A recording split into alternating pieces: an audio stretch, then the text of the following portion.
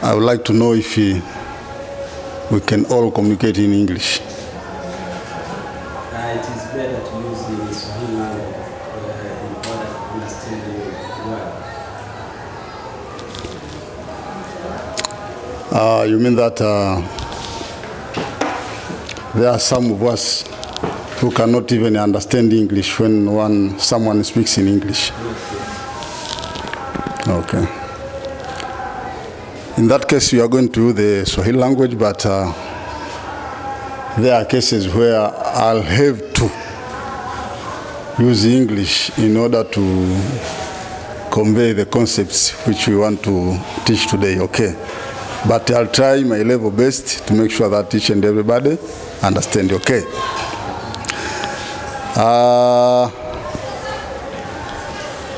Our first order of business, kazi yetu ya kwanza, shughuli yetu ya kwanza ni kutafuta namna bora ya kuweza kutambuana wakati zoezi linaendelea. Kwa maana hiyo basi nitamgaia kila mmoja wetu kadi ambayo ataandika jina lake kwa marker pen. Nitampatia na pini, ataifunga hapa kwenye kifua chake. Alafu hilo zoezi likishamalizika tutatambulishana. Alafu tutaingia kwenye kile ambacho kimetuleta hapa siku ya leo.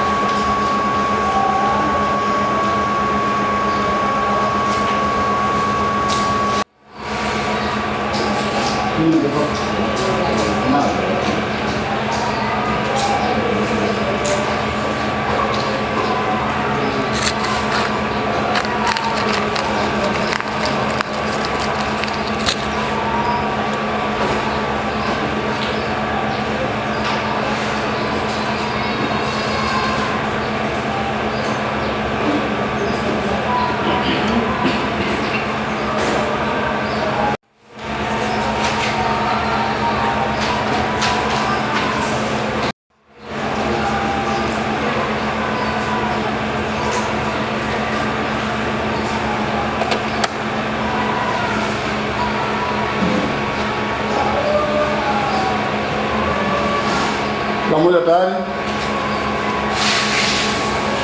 Kila mmoja tayari au bado?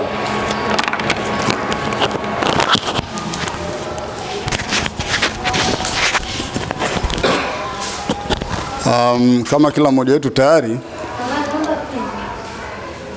unaomba? Kama kila mmoja wetu tayari, basi tutachukua fursa hii kujitambulisha. Alafu tutaingia kwenye kile ambacho kimetuleta. Kama hili bango linavyosomeka, limeandikwa Tanzania Muslim Professionals Association, TAMPRO. Na imani kwamba baadhi yetu tushawahi kuisikia hii taasisi. Hii taasisi ni taasisi ya wanataaluma wa Kiislamu wa fani mbalimbali. Wameungana pale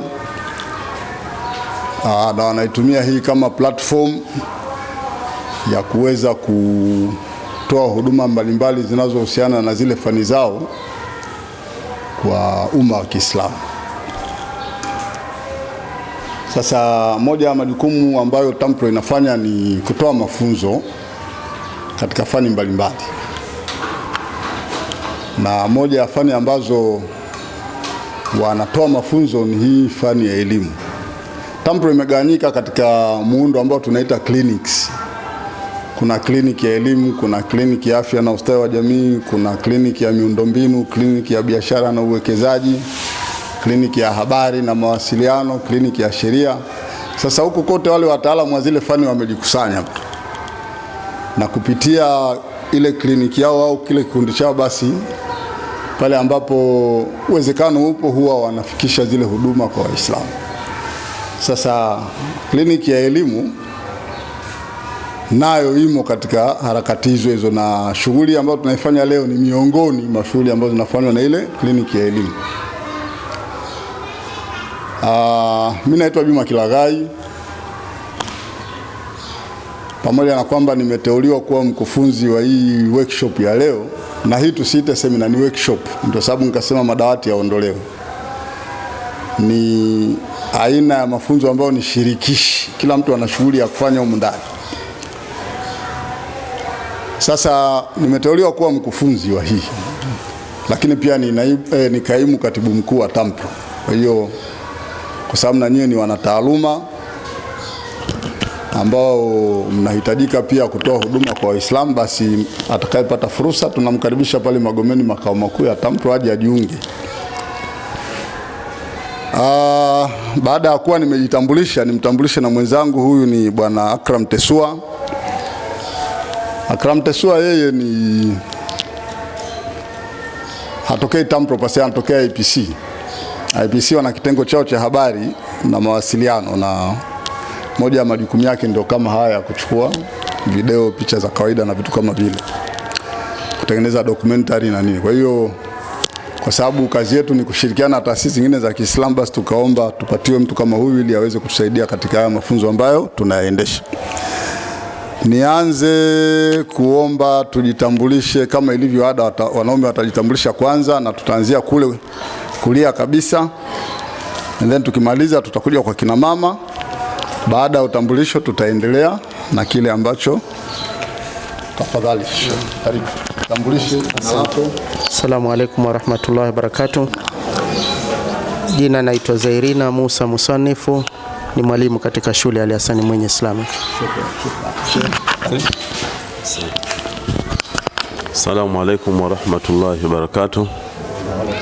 Kwa jina naitwa Mbwana Abubakari Mbwana, ni mwalimu katika shule hii ya Ali Hassan Mwinyi katika masomo ya Arabic na maarifa wa Islam. Assalamu alaykum wa rahmatullahi wa barakatuh. Kwa jina naitwa Mwalimu Shabani, nafundisha hapa shule ya Ali Hassan Mwinyi. Masomo yako? Masomo yangu ni maarifa jamii na lugha. Karibu. Assalamu alaykum. Kwa jina naitwa Omar Bakari, ni mwalimu mkuu msaidizi wa shule ya Ali Hassan Mwinyi Islamic. Vile vile nafundisha masomo ya hisabati darasa la 3 na la 4 na uraia na maadili darasa la 3 na la 4. Asante sana. Assalamu alaykum wa rahmatullahi wa barakatuh. Kwa jina naitwa Kombo Kasim Kombo, ni mwalimu mkuu katika shule ya Ali Hassan Mwinyi Islamic. Vile vile anafundisha masomo ya hisabati na Kiingereza kwa darasa la 7 na la 6. Asante sana. Assalamu alaykum wa rahmatullahi wa barakatuh. Wa alaykum salaam wa rahmatullahi wa barakatuh. Kwa majina naitwa Mwalimu Athmani Muya, ni mwalimu wa taaluma, vile vile ni mwalimu ninayefundisha masomo ya sayansi pamoja na hisabati. Asante sana. Karibu. Jina langu ni Ali Salim Ali, ni mwalimu wa shule hii ya Ali Hassan Mwinyi, nafundisha somo la lugha ya Kiarabu na somo la maarifa ya Uislamu. Asante. Assalamu alaykum wa rahmatullahi wa barakatuh. Wa alaykum salaam wa rahmatullahi wa barakatuh. Kwa jina naitwa Fatma Abdallah Muhammad, ni mwalimu wa chekechea, nafundisha masomo yote ya chekechea. Asante. Karibu. Assalamu alaykum wa rahmatullahi wa barakatuh. Kwa jina naitwa Amina Fundi Shehe, ni karani katika shule ya Ali Hassan Mwinyi. Asante. Karibu.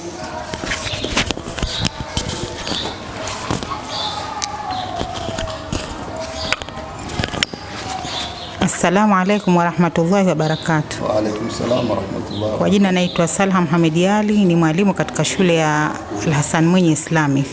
Asante. Nafundisha nini? Nafundisha masomo ya hisabati na tehama. Asante.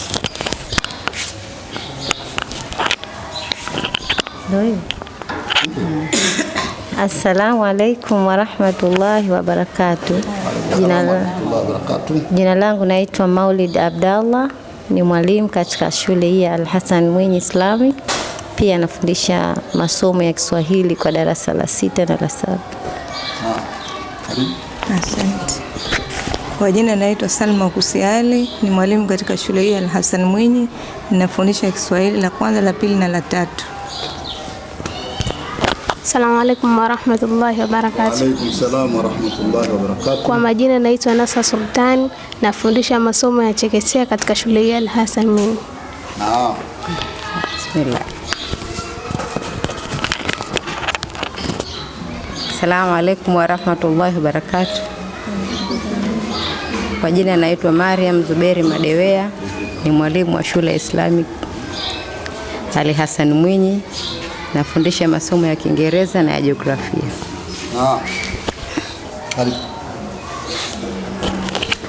Assalamu alaikum warahmatullahi wabarakatuh. Wa alaikum salam warahmatullahi wabarakatuh. Naitwa Amina Juma Salum, ni mwalimu katika shule hii, nafundisha masomo ya maarifa ya jamii darasa la 6 na la 7. Asante. Asante sana kwa utambulisho.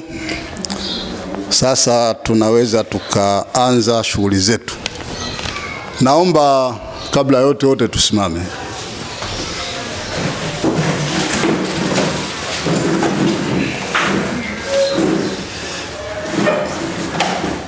Naomba mmoja wetu atupatie homework japo ya dakika hii moja au nusu dakika. Anayejua homework yote aje mbele atuelekeze tunafanya nini, tutaomwa hapo alafu tutaendelea. Haya, Sheikh karibu. Tuambie tufanyeje? Unazungumza huko unaelekeza, manake wengine wanaweza asielewe. Pasha kidogo hapa. Pasha vinga mkono kulia. Mkono kushoto. Chukua mikono kipasha kidogo. Tunafanya mara ngapi? Mara 3. Pasha. Pasha tena.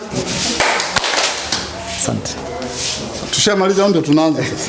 Si ndio tunaanza? Haya, okay. Tunaanza. Nikisema 1 2 3 unaanzisha. Haya, bismillah. 1 2 3.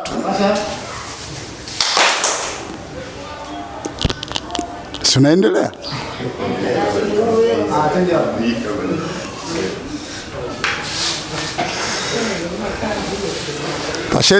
Pasheni damu izunguke.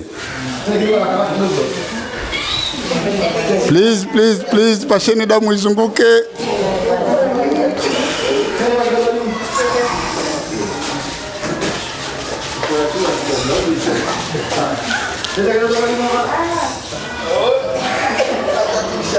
Zungusha damu.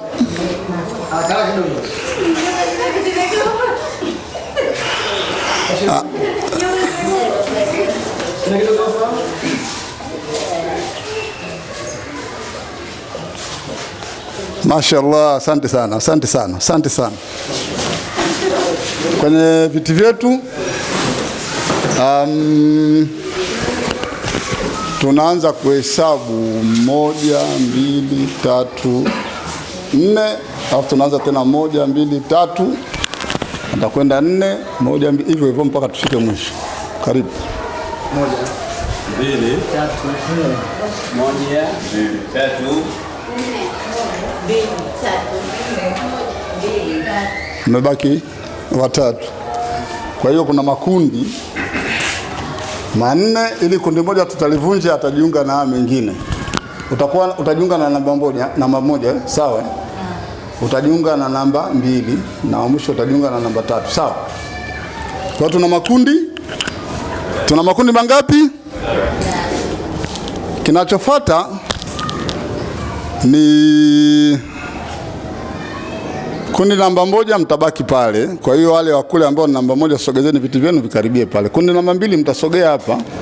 Kundi namba 3 mtakuja hapa na viti vyenu tafadhali.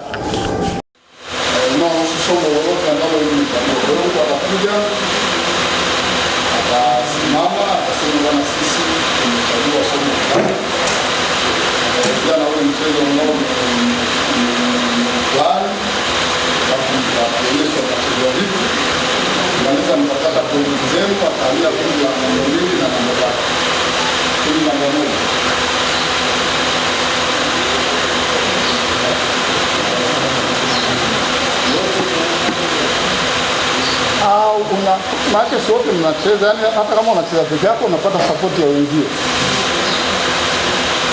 Kwa hiyo sogea uelezee wenzako. Hapo naomba pay attention kwa huyu wa kundi namba 1, maana ndio tushamaliza ule muda wa kufly. Atuelezee anataka kufanya nini. Please.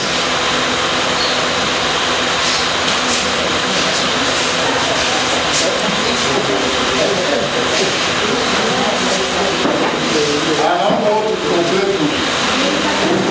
Inawezekana tukiwa tumesimama ili tuone vizuri. Simame.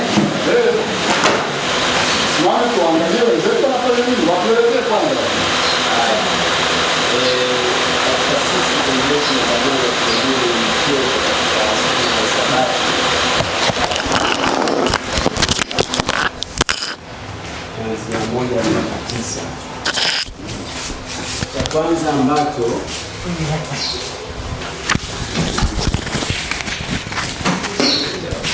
kitu cha kwanza ambacho tumekibuni, tumechora mihimili au vitofari tunasema kama hivi.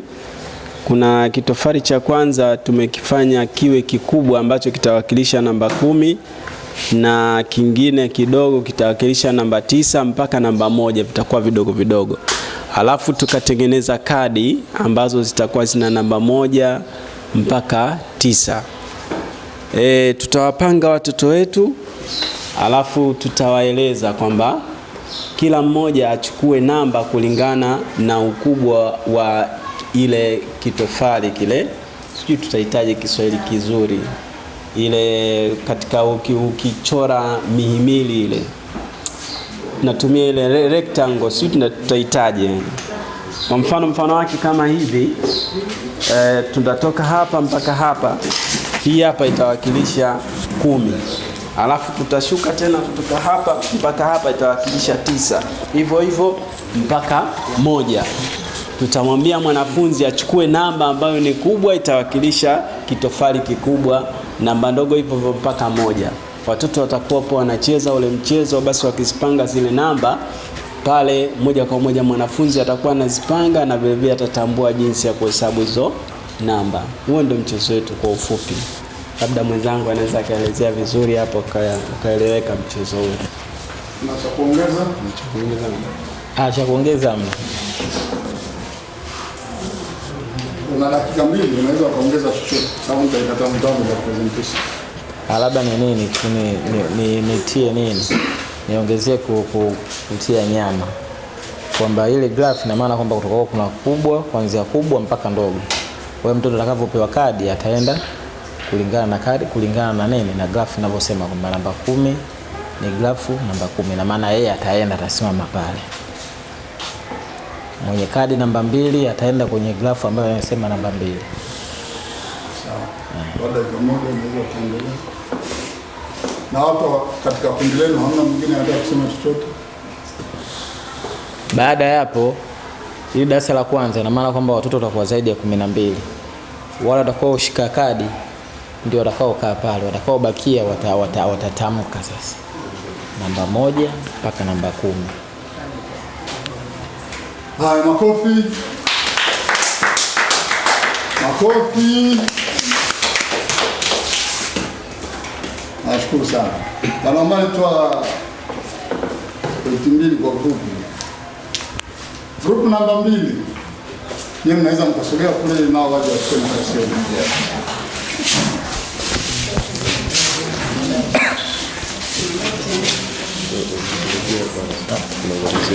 Haya, na dakika zenu 5. Jitahidini mzitumie jumbe. Assalamu alaikum warahmatullahi wabarakatuh. Wa alaikum salaam warahmatullahi wabarakatuh. Hichi ni kikundi cha Haramaini ambacho kimeandaa mchezo ambao lengo lake kuu litakuwa ni kutaja maumbo ya namba. Kwa hiyo mnafanya hisabati. Kwa hiyo tutakuwa tunataja maumbo ya namba kwa kufananisha na vifani vya vitu. Kwa hiyo tumeweka vifani vya vitu. Maana yake tungepata fursa ya muda tungetengeneza hivyo vifani, alafu tungekuwa tunaonyeshia watoto sasa wakati wa kuvifananisha vifani pamoja na hizo namba. Kwenye namba 1 tumefananisha na mkwaju, yani fimbo.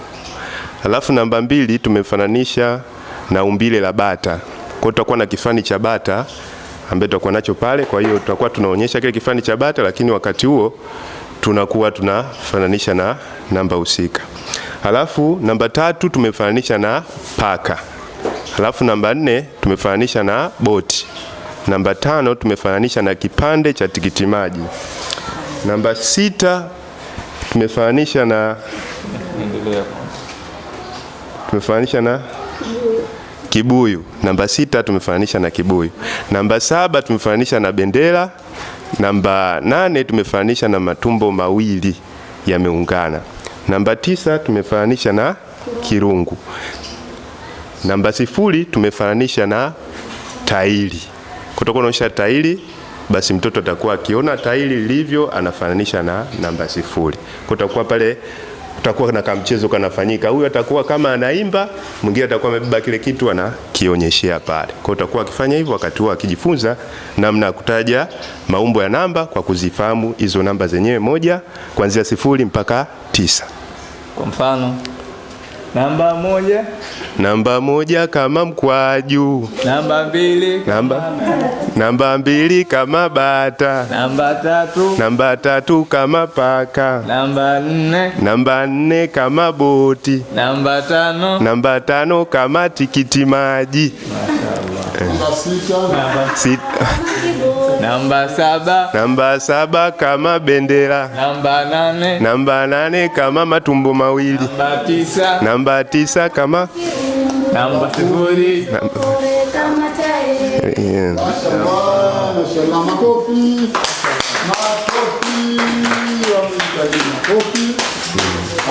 Nambari 3. Kundi namba 3 sogea.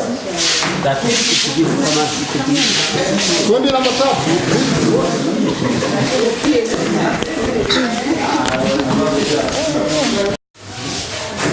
Na kama kawaida ya timu lazima iwe na jina. Kwa hiyo chukueni nusu dakika. Kila kundi mtafute jina lenu, alafu mtaniambia mnaitwaje. Na kila kundi pia lichague captain mmoja. Nusu dakika inatosha. Ingawa kigenda hapa imekaa vibaya. Dada wewe. Ndio kama hivyo kwamba students may uncover intrinsic motivation for learning. Na hakika kwamba nilipo hapa hizi challenge,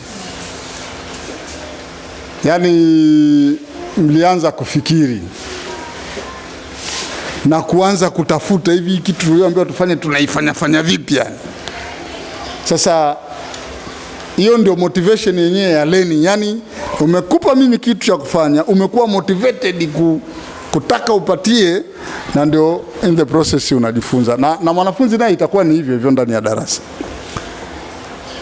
Alafu students can explore different identities through different avatars, characters. Kwa mfano kama mchezo ungekuwa ni wa modeling, tunaigiza igizo. Labda ni katika somo la historia. Labda tunaangalia ni katika kipindi gani cha historia, let's say wakati wa utawala wa Mjerumani. Yani hamna namna mtaweza kucheza ule mchezo msiweke vita ya majimaji ndani ya ule mchezo.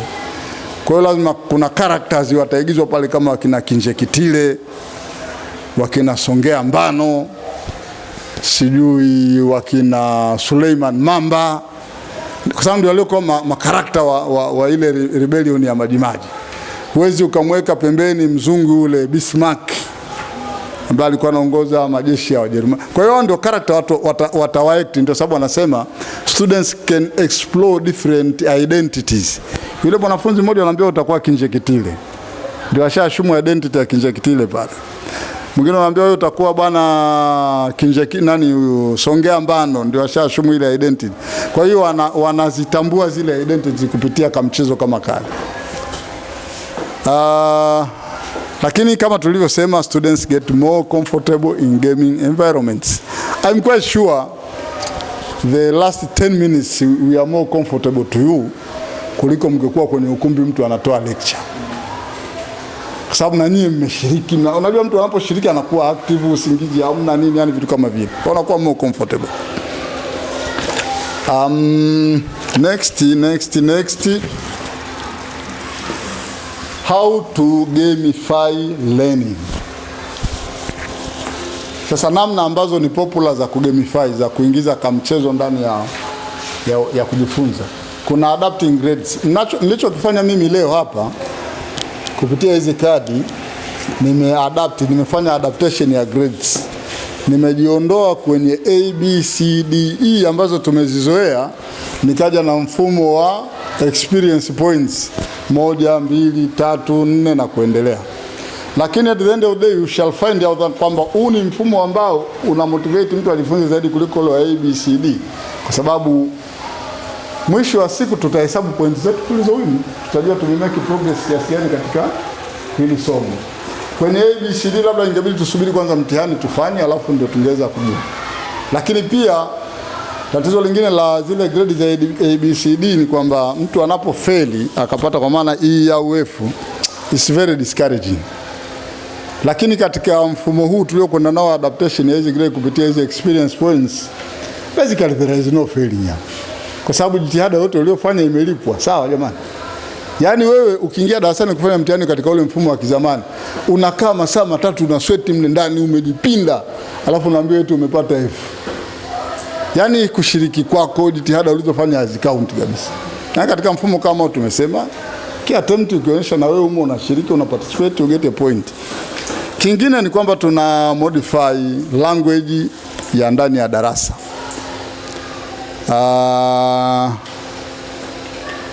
Kuna maneno yanatumika badili ya yale tuliyoyazoea. Kwa mfano, instead of saying test you can say challenge. Challenge sio neno ambalo limezoeleka sana kutumika katika settings za ndani ya darasa, lakini lina offer new dimensions. Umenielewa? Unaweza ukatumia unaweza ukabadilisha ukatumia maneno mengine. Kwa mfano, badala ya kusema completing assignment ukasema undertaking a quest. Quest ni kama adventure fulani ambayo exactly hujui kule outcome itakuwa nini, lakini wewe unaingia mle ndani. Sasa unakimbizana nayo, unakuwa very excited, moyo unaingia uoga, lakini at the same time unataka ufanye. Yaani ile ndio quest. Sasa tumezoea complete assignment sio nini? Ni maneno ya kizamani ambayo yashakuwa stale, yani hayana tena mng'aro, mvuto. Kwa hiyo tunaweza tukagamify lesson kwa kubadilisha tu lugha. Alafu pia tunaweza tukamodify structure ya darasa. Kwa mfano, kilichofanyika hapa leo ni kwamba tumemodify structure ya darasa. Badala ya kusoma tulivyozoea mabenchi, mnaangalia mwalimu yuko kule mbele ni, tumeamua tumodify, tutengeneze vidarasa vidogo vidogo kupitia vikundi hivi. Watu wako comfortable, they can move around. Ile ndio kumodify structure ya nini? Ya darasa. Kwa hiyo hizi ndio njia ambazo mara nyingi zinatumika katika kugamify masomo. Ni nusu dakika kusoma hiyo, ili mnielewe vizuri. Nusu dakika.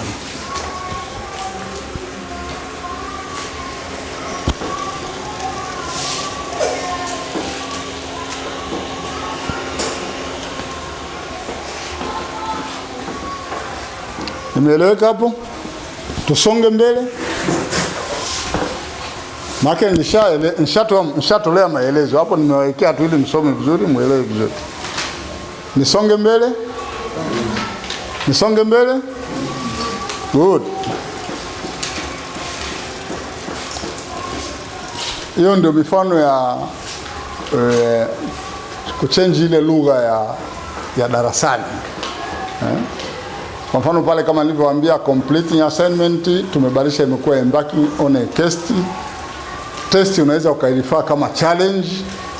Classroom level, yani darasa la kwanza, la pili, la tatu, la nne na kuendelea, tunaweza tukabadilisha tukasema zile ni learning milestones. Milestone mnazijua? Yale mawe yanayowekwa barabarani kwenye highway kwa ajili ya kuonyesha tumekava umbali kiasi gani. Unaweza ukaenda ukakuta kuna jiwe limeandikwa 50 kilometers. Ukaenda ukakuta lingine 80 kilometers. Hizo ndio milestones. Zinaonyesha ile distance ambayo ni covered. Sasa hata katika kujifunza chekechea, anakwenda anafika maili 50 ambayo ni darasa la kwanza. Anakwenda anafika maili 100 ambayo ni darasa la pili. Kwa hiyo ni milestone ya pili. Anakwenda anafika maili 150, milestone ya tatu ambayo darasa la tatu. Kwa hiyo badala ya kutumia yale maneno tuliyozoea klasi 1 2, tunaweza tukasema ni learning milestone, kwamba huyu katika mwendo wake wa kujifunza amesha cover distance hii. Hiyo nao ni game ambayo inatumika, lakini static game. Ni game umegeuza maneno tu pale, lakini ina offer new possibilities. Watu wanafikiri, wanauliza, "Ayo jamaa anakusudia nini?" Lakini kumbe ndio mambo yanakuwa ndio mazuri zaidi bado. Kwa hizo ni namna 3 ambazo tunaweza hiyo ni ile ya kumodify class structure. Kama hivi tumetengeneza team 3, ni ile ya kwanza ina apply. Hii ya geography class, wale watu mliosema wanaenda kusimama Ulaya, swini tunaweza tukaita ni explorers. Sababu nimekutuma Marekani, bwana hebu niambie huko kuna nini huko. Wewe ni explorer, swini nani huko? Na language zinabadilika, lakini zina excite watoto wanasoma. Katika darasa la civics kwa mfano, tunaweza tukawa na somo ambalo tumeligamify modo bunge letu linapofanya kazi. Ndani ya bunge kuna wabunge, kuna mawaziri, kuna spika na naibu wake, kuna maaskari wa bunge wale, kuna katibu wa bunge. Hizi ni roles zote ambazo zinakuwa played ndani ya bunge. Sasa ni somo la civics. Tunahitaji watoto wetu wasome majukumu ya bunge na kazi zake. Tunaweza tukaifanyia role playing ndani ya darasa. Wewe bwana ndiye speaker, wewe ndiye waziri mkuu, kiongozi wa shule za serikali, wewe ndiye chief whip, sio nani. Alimradi darasa likiwa nzuri, simply kwa sababu tumefanya modeling, tumefanya role playing pale. Kwa hiyo hizo ndio namna ambavyo tunaweza tukagamify masomo yetu. Impact of gamification. Kwanza tulichosoma nini? Wait a minute. Somo letu la leo linahusu nini? Kidole. Somo letu la leo linahusu nini? Kidole. Shekombo, kidole bwana. Haya. Somo letu la leo lilikuwa linahusu gamification in learning. Makofi.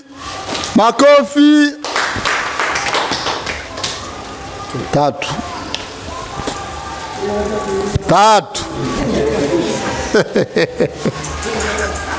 Somo letu la leo lilikuwa linagusa au linahusu gamification in learning. Sawa. Ili iweje? Tuna gamify ili iweje? Kidole. Why are we gamifying? Please, Dada Nasra. Kuleta hamasa kwa wanafunzi. Kulipenda somo. Mpe moja. Haya, kidole mwingine anaweza kujaribu. Haya, tuanzie hapa. Usio karibu alichojibu. Hapana. Kuleta utayari wa somo. Kuleta utayari katika somo kwa wanafunzi. Mpe moja. Mwingine. Ili kuwafanya wanafunzi washiriki kikamilifu katika somo. ili kuwafanya wanafunzi washiriki kikamilifu katika somo 2. Haya, mwingine hapa. Narudi. Ili kuleta ushindani wa dhati katika somo. Ili kuleta ushindani katika masomo. Competition bwana, mpe moja. Ili waweze kutambua hali ya kile ambacho wanajifunza, hali au tabia ya kitu ambacho wanajifunza. Bila kugamify hawezi kutambua? Yani wapate motivation, pia wawe comfortable pamoja na kuelewa hiyo hali halisi. Mpe 2. Mwingine. Wajia twende hapa kwanza kwa dada, alafu tutarudi. Tunakuja. Ili wamiliki somo vizuri na walifurahie somo na haya, mpe 2. Na unataka kujaribu tena? Au bado kidogo? Haya.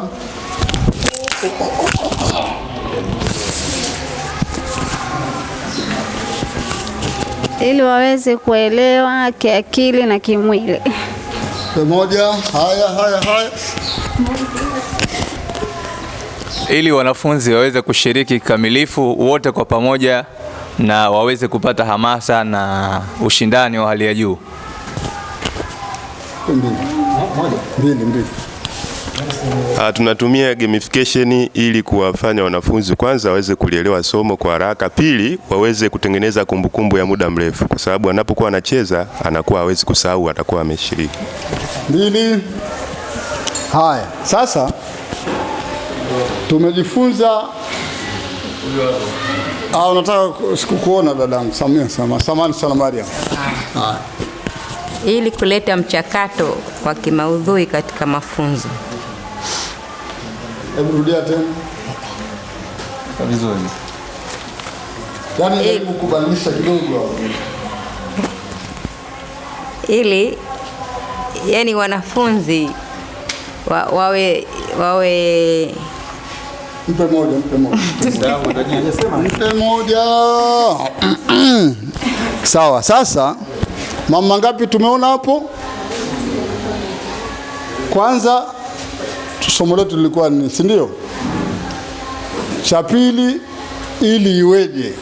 Ndio hiyo mmejibu hapo, ili wanafunzi wao motivated nini. Sawa? Cha tatu ni alafu wakishakuwa motivated sasa inakuwaje? Au wakishakuwa wameona kwamba wanamiliki somo alafu inakuwaje? The day lazima tutoke tukakifanyie kazi. Otherwise hamna maana yote kupoteza muda kusoma kitu ambacho hutaenda kufanyia kazi. Sasa katika kusoma gamification pia kunakuwa na now what yake, ambayo kwa kubadilisha lugha tunaita ni impact ya gamification. Ina mguso gani huko baada ya kwamba ishapatikana hiyo gamification? Ule mguso unaotengenezwa na gamification ndio hayo yaliyoandikwa ndani ya ubao hapo. Mengine yamefanana na ile ya so what, kama motivating learners. Ni moja ya mguso wa gamification. Lakini kingine ni kwamba inatusaidia sana kuinfluence action na behavior. Yani watu wanaweza wakabadili karakta zao. Kwa mfano, hebu ifikiria mnataka kumodo bunge linavyofanya kazi. Sasa kama mwalimu unafikiri vizuri, yule mtoto mkorofi kabisa ndani ya darasa unampa uspika, alafu unamnongoneza, bwana, si unajua wewe ndiye speaker.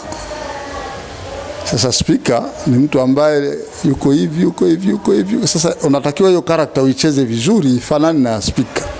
Kwa hiyo unamlazimisha aanze kujibadilisha yeye mwenyewe. Lakini even after lile somo ule speaker bado umemvaa, watu wataanza kumquestion, speaker bwana, mbona unafanya hivyo? Kwa hiyo tayari ina influence ile behavior yake even nje ya lile somo. Unaona yani kuna kitu wanaitwa ku live the sense of responsibility. Unabandikwa kitu bwana, unalazimika uende nacho kwa sababu ndio washakubandika watu tena. Upendi, lakini ndio hivyo tena. Kwa mfano umechaguliwa kuwa mweka hazina. Ni mtihani mkubwa, lakini sasa ndio ushachaguliwa tena. Inabidi hela za watu utunze. Kwa hiyo unajifunza kuwa na tabia nzuri kupitia kitendo walichokufanyia wenzao kukuchagulia kazi ya uweka hazina ambayo ni ngumu. Kwa hiyo kuna kuinfluence behavior na vile. Alafu tulizungumzia swala la feedback. Kama unapoenda uwanjani watu wanacheza mpira pale dakika 90 wanatoka, sio kwamba ni entertainment. Kuna food, yani baada ya watu kutoka pale kuna benchi la ufundi linaenda kukaa, wanajiuliza imekuwaje tumepigwa 7? Kuna mtu kauza game. Lazima, haiwezekani. Mnaanza kumtafuta.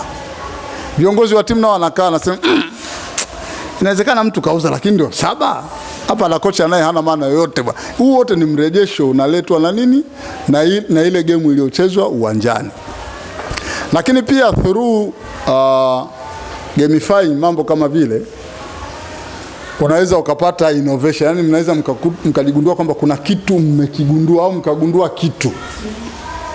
Wakati intention mwanzo ilikuwa ni game. Kuna mchezo umegunduliwa na Robert Kiyosaki unaitwa Cash Flow 101. Huu mchezo wa cash flow mimi sijawahi kuuona na usoma kwenye vitabu. Kwa hiyo sijui hata unachezwaje. Lakini kutokana na description ya jinsi unavyochezwa una pande mbili. Kuna sehemu inaitwa red race. Alafu kuna sehemu inaitwa fast track. Yaani watu wengi ambao wanapita kwenye ile red race, ile track ni kama sisi yani. Tumekwama tu yani wala hujui itakuwaje yani. Lakini kuna watu wako kwenye fast track. Fast track ni watu ambao bwana they know exactly in 5 years time wanataka awe nani. Na anaweza. Na anajifunzia kupitia game ile ile.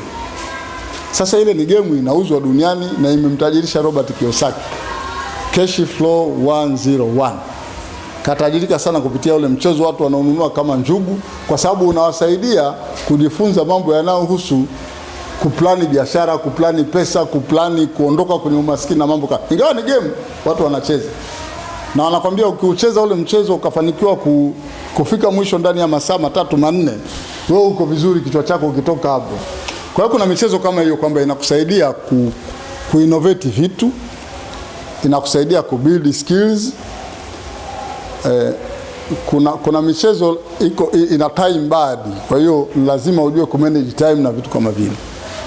Lakini pia kupitia hizi game unaweza pia ukawa umeacquire knowledge. Yani tunafundisha darasani, tunafundisha kupitia game, lakini purpose mwisho wa siku ni kwamba wale vijana wetu ile knowledge bado waipate, isiwapite. Kwa hiyo ndio impact ya nini? Impact ya nini? Impact ya nini? Somo letu la leo lilikuwa linaitwaje? Lilikuwa linaitwaje? Gamification of learning. Good. Makofi.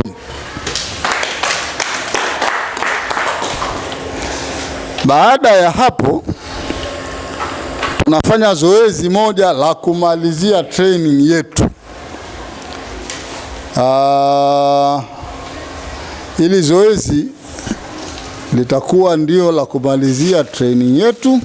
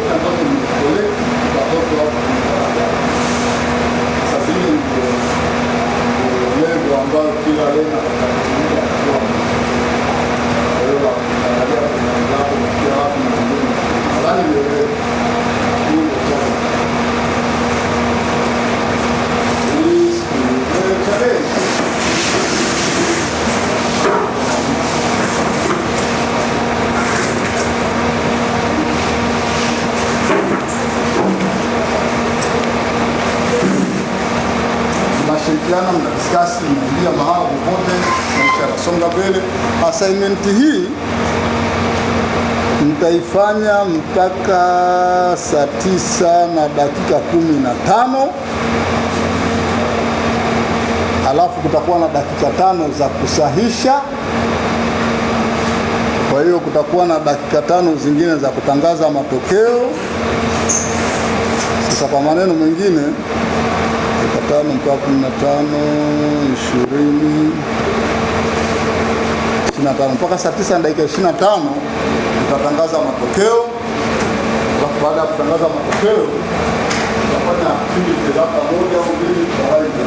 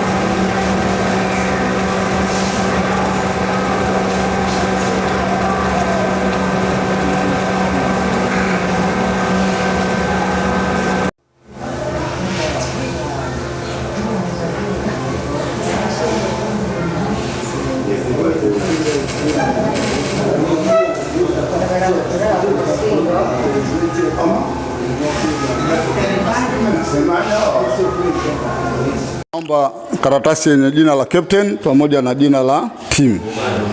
Naomba jina la captain pamoja na team.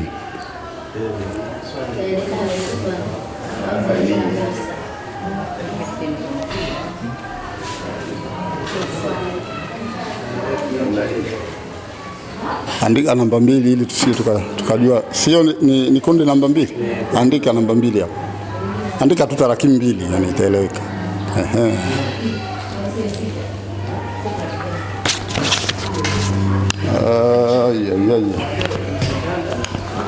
Naomba.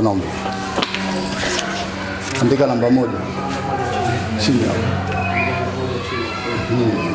Sawa. Sasa tuna timu zetu 3. Timu namba 1 inaitwa Aswahab Badri. Captain ni Zairina Muswanif. Timu namba 2 inaitwa Haramain na captain ni Ali. Na timu namba 3 inaitwa Firdausi na captain ni Omari Bakari. Sasa tushapata timu zetu 3 ambazo tutazitumia kutwa nzima katika haya mafunzo. Kuna jambo nataka nilielezee kidogo. Tukishamaliza hili tutakuwa kwenye nafasi nzuri ya kujua ni kitu gani kinaendelea. Somo ambalo tutakuja kulifanya leo linaitwa gamification. Gamifying learning. Yaani gamification ni kutia vionjo vya mchezo kwenye jambo lolote lile. Ukisema gamifying learning manake unaingiza vionjo vya mchezo ndani ya nini? Ndani ya kujifunza. Sawa? Ndio maana yake. Sasa hili ndio somo letu ambalo tutakwenda nalo leo. Na ili tueleweke kiurahisi, hili somo lenyewe pia tumeligamify. Yaani somo letu la leo pia tumeliingizia vionjo vya kimchezo ili tueleweke kwa urahisi.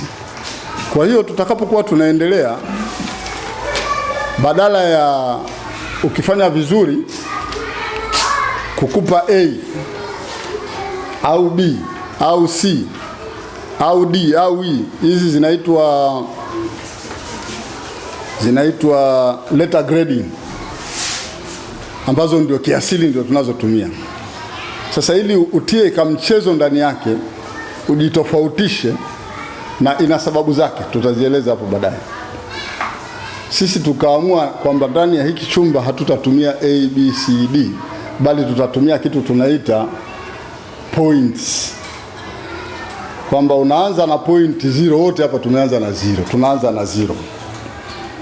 Alafu ukifanya jambo ambalo lina warranty kupanda kidogo chati, hatukupi yeye, tunakupa pointi 1 au 2 au 3 kulingana na performance yako katika kile ambacho sisi tumekiuliza. Nikiuliza swali ukaattempt hukupata kabisa, lakini umeattempt, utapata pointi 1. Kwa sababu katika kujifunza tunahitaji participation.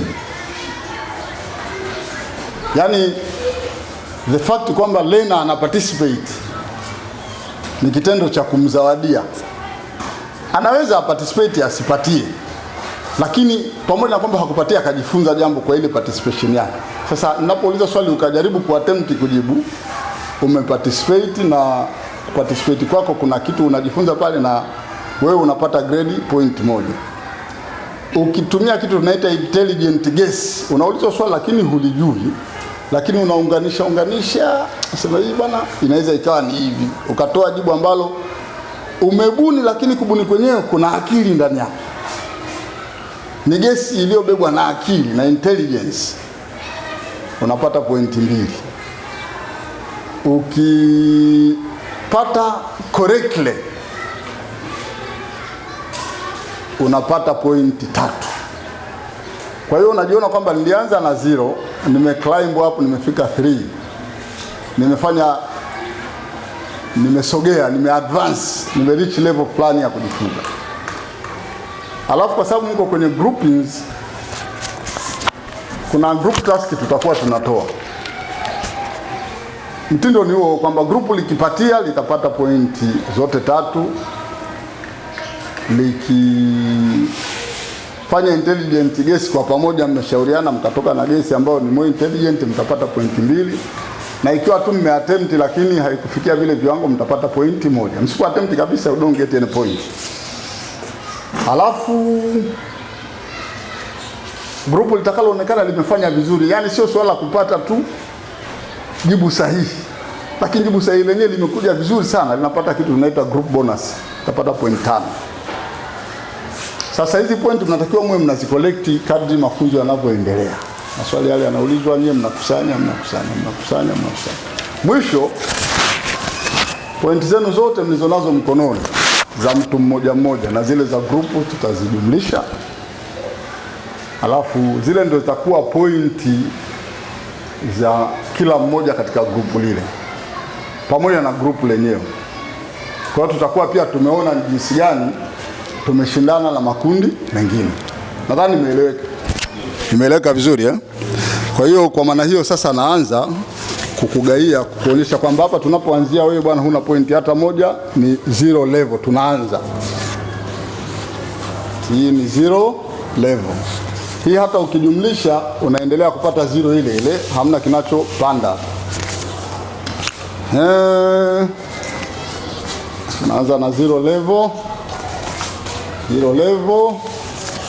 Kidogo tutakuwa tunapanda ngazi. 0 level, 0 level.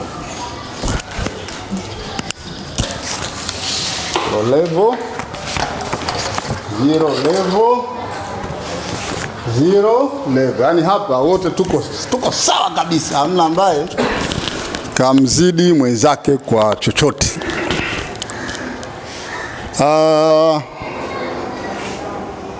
Baada ya kuyasema haya, sasa tunaingia kwenye shughuli yenyewe. Kama nilivyosema, somo letu la leo linaitwa gamification, lakini specialize kwenye kugamify learning, kutia vionjo vya mchezo ndani ya kujifunza. Kwanza kabla ya yote, nani anaweza akanambia game maana yake hasa ni nini? Game maana yake ni nini? Kila siku tunagombana na watoto wetu majumbani huko.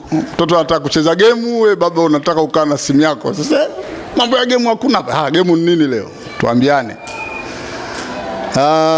Nitaanza na kulia kwa dada Nasra. Haya, game ni nini? Simama alafu unatupa jibu. Game ni mchezo wa ushindani. Game ni mchezo wa ushindani. Mtu wangu wa kugawa pointi nadhani ndio yuko njiani anakuja, lakini dada ume pointi 2. Haya, mwingine anataka kujaribu. Game ni nini? Nafasi ya kujaribu bado ipo kwa sababu hatujafikia kwenye ile pointi 3. Haya, anataka kujaribu mwingine kutoa jibu kwamba game ni nini? Game ni nini? Kila mtu anyoshe mkono.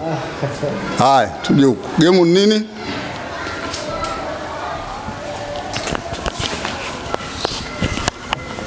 Game ni mchezo unaosisimua mwili na akili. Game ni mchezo unaosisimua mwili na akili. Na wewe unapata pointi 2 kwa sababu hujamalizia. Haya, mwingine jamani, pointi zinakwenda huko. Game ni nini game?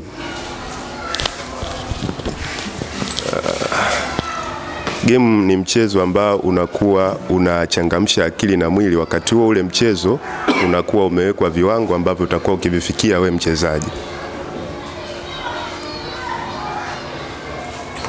Tunarudi pale kwamba kuna pointi 2. Haya, game ni nini? Game kwanza ni mchezo ambao kuna ushindani ndani yake. Kila aina ya mchezo ambao kuna ushindani ndani yake unaitwa game, lakini pia game ni kifaa fulani ambacho ndani yake kuna michezo ya ushindani. Na wewe utapata pointi 2. Na wewe shehe unataka kujaribu hapo game.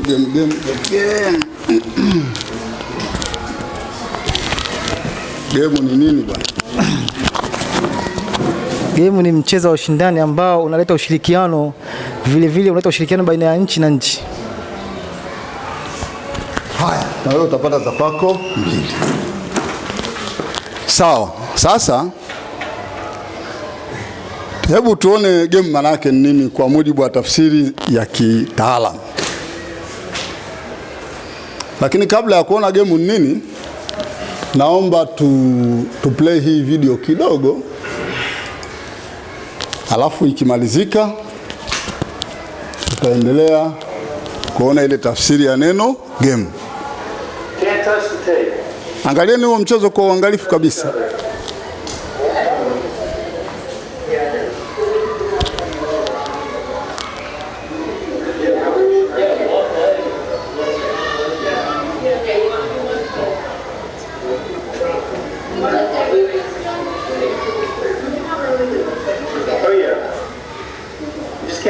Can't lift somebody up.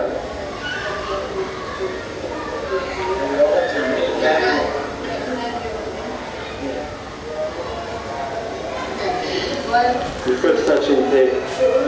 Hold on. Look down and make sure that there's no one touching the tape.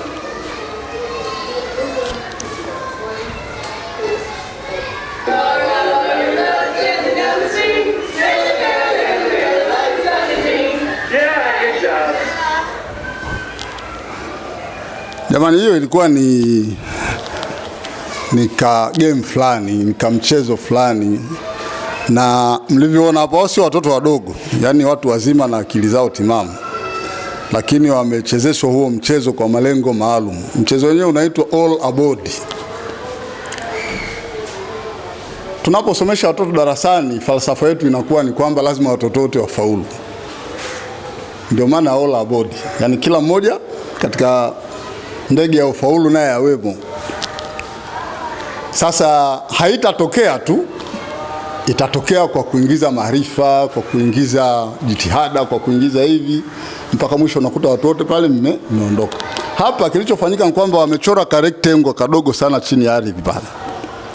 Lakini watu wote, kundi lote lile wanatakiwa waingie ndani ya ile rectangle, mtu yote asije akagusa mipaka ile rectangle. Sasa sio kazi ndogo, kulikuwa na ka challenge pale. inabidi msaidiane, wengine mwegemeane, wengine hivi, wengine mguu. Lakini mwisho wa siku watu wote wakawa wamekanyaga ndani ya kiboksi kile, na ndio sababu ukakuta wote wanashangilia kwamba ni mission ambayo ni ngumu, lakini wamefanya nini? Wameweza kuiaccomplish. Hasa ile game pia inafundisha kitu kinachoitwa teamwork, kwamba mkitaka kushinda jambo ni rahisi zaidi kulishinda mkilifanya kitimu kuliko ukilifanya as an individual.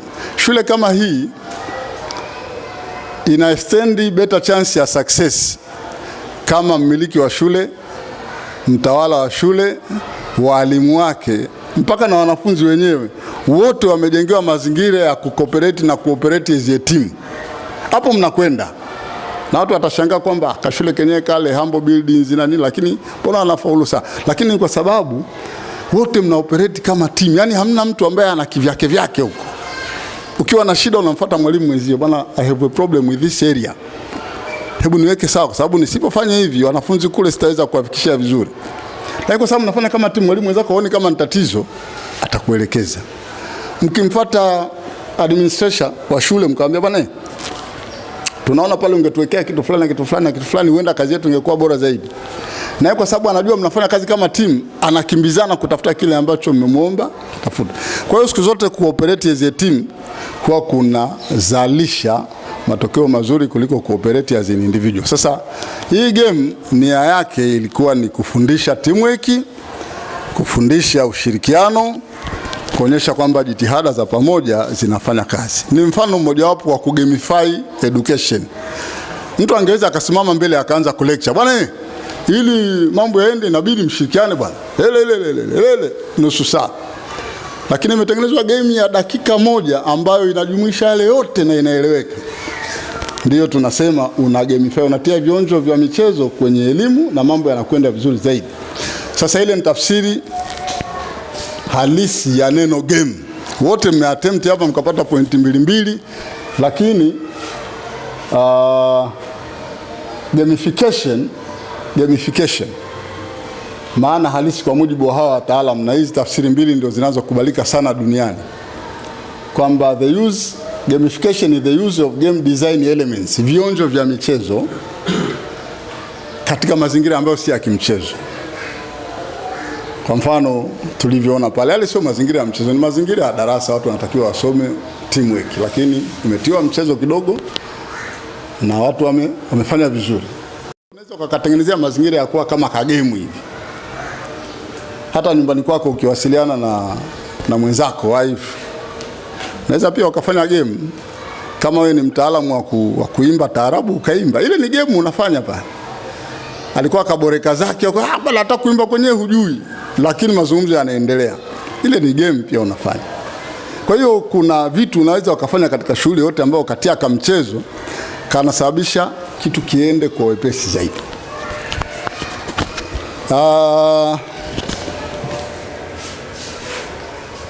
Sasa hiyo ndio tafsiri ya neno game. Nilipo hapa pointi 2 badili ya 3, kuna mahala hamkufika kwenye tafsiri zenu, ndio sababu nikaona siwezi kuwapa pointi 3, lazima mpate 2. Ambaye kafika eneo hili si kwa maneno haya lakini yakafanana na haya, huyu anapata pointi zote 3. A game is a system that engages participants in an abstract challenge. Yani element ya challenge kwenye game lazima iwe pale. Hamna mchezo usio na challenge.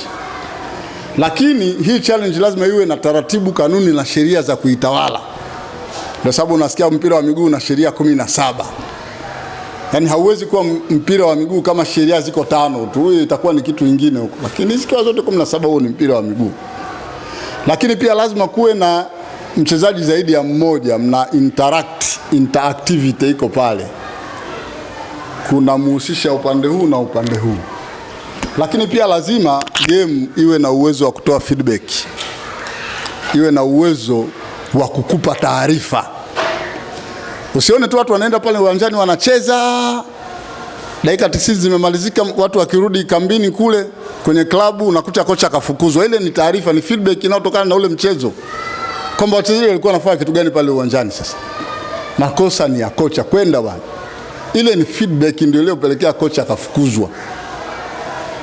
Au wakati mwingine unasikia bwana timu nzima wanapata bonus magari sijui nini. Ile ni feedback pia kutokana na uchezaji wao walivyoonyesha pale uwanjani kwamba watu mmefanya kazi. Feedback ni mrejesho. Kwa hiyo lazima pia game iwe na feedback ambayo game yenyewe ina result kwenye matokeo yanayopimika. Kila mchezo unakuwa na matokeo kwamba huyu kashinda, huyu kashindwa kutokana na zile sheria ambazo zimewekwa. Lakini pia michezo ina tatizo moja kubwa kwamba inashika sana nyoyo za watu. Yaani ina affect sana ile wanaita affective domain. Nyoyo zinakamatika kulikweli yani. Sasa ndio mchezo wenyewe huo. Ukikuta mchezo bwana how involve emotion, huo sio mchezo. Sasa watu wamekuja na hii dhana ya kugamify elimu, kutia uvionjo vya mchezo kwenye elimu kwa sababu ya hili suala la emotion. Mtoto anaweza akawa hayuko interested kabisa ukilecture hapo bwana, lakini ukifind a different way of making him learn, labda kwa kugamify ile somo, ile emotion ikamshika mpaka akajisahau kwamba yeye ni mvivu wa kujifunza. Na ukakuta siku zote ni mjinga, lakini ghafla ukitoa test anakuwa wa juu kwa sababu ya ile emotion ambayo iko involved. Kwa hiyo watu waliofanya research zao waliona kwamba kuna haja ya kuintroduce hizi elements za gamification kwenye elimu, kwa sababu games zinasaidia sana kualter emotions za wale wanaojifunza, na wakajikuta wako motivated zaidi kujifunza, wako interested zaidi kujifunza, na wanaweka effort zaidi kuliko katika kujifunza kule ambapo ni kwa kawaida.